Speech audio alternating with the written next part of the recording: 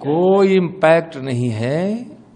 कांग्रेस समाप्त हो चुकी है और राहुल जी के सारे तौर तरीके, उनके द्वारा बार बार अपशब्दों का प्रयोग और कांग्रेस के जमाने के 12 लाख करोड़ का घोटाला लोग को याद है। जहां जहां कांग्रेस की सरकार रही है वह तुष्टीकरण की है, विकासों से दूर रही है।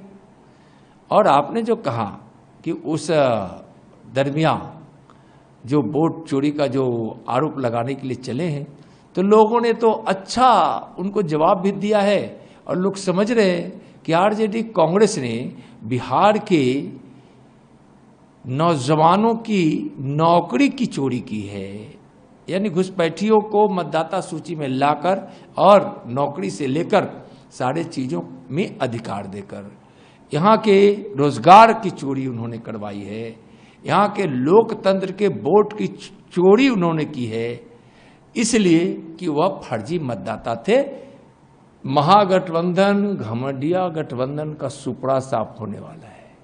भारी बहुमत से एनडीए की सरकार बनेगी।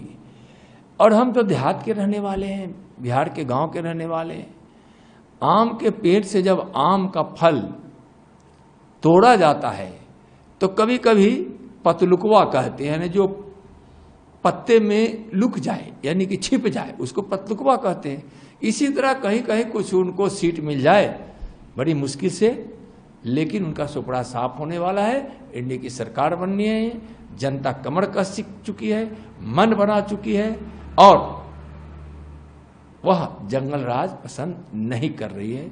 फिर मैं कह रहा हूं कि विकास की गंगा बह रही है और उस विकास की गंगा बहुत सुकून दिया है इस बिहार को।